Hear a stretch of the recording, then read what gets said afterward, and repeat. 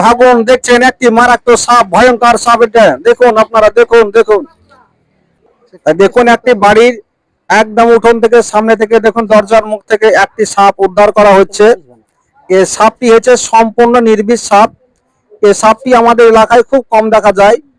এই সাপটা যেটা উদ্ধার করছি এটা হচ্ছে মুর্শিদাবাদ জেলার জিয়াগাছ থানার শিবিরের গ্রাম থেকে একটা বাড়ি থেকে। দেখুন এই সাপটি হচ্ছে সম্পূর্ণ নির্বিষ সাপ।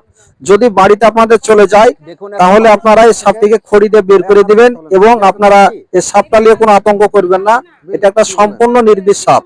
তাই বন্ধুরা দেখতে থাকুন, সাপটি খুব সুন্দর আকারে, দেখতে ভালো। আপনারা এর জন্য ওকে মারবেন না, চোখে পড়ে অনেকেই, এটা সম্পূর্ণ নির্বিষ সাপ। তাই আপনারা যদি কোনো সাপে কামড় দেয়, আপনারা কোন রোজা কোনো খপ্পরে পড়বেন না। আপনারা সঙ্গে সঙ্গে রোগীকে হসপিটালে নিয়ে যাবেন। আপনাকে একমাত্র বাঁচিয়ে তুলতে পারে সেটা হচ্ছে সরকারি হসপিটাল। আপনারা 90 মিনিট থেকে 100 মিনিটের মধ্যে পৌঁছাবেন, তাহলে পরে আপনারা অবশ্যই বেঁচে যাবেন। এবং সাপে কাটা রোগীকে আপনারা সঙ্গে সঙ্গে আপনারা আনন্দ উৎসাহ দেবেন কি আপনার কোনো ভয় নেই, হসপিটালে নিয়ে যাচ্ছি আমরা, তুমি নিঃসন্দেহে বেঁচে যাবা। এইভাবে আপনারা ওকে উৎসাহ যোগাবেন। কোনো সমাজের জন্য আতঙ্ক দিবেন না। সাপ মানে আতঙ্ক, সে আতঙ্ক কাটিয়ে থাকি আমরা। সাপ যদি আপনার কেটে যায় তাহলে মানুষ নিশ্চিত ভাবে কারণে মৃত্যু হবে না, কখনো না।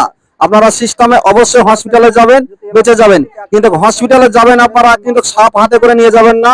সাপ নিয়ে যাওয়ার কোনো প্রয়োজন নেই। আপনারা যাবেন, আপনাদের সিমটম দেখে ডাক্তাররা চিকিৎসা করবে। এ বলে ভিডিওটা শেষ করছি। জয় হিন্দ, বন্দে মাতারাম।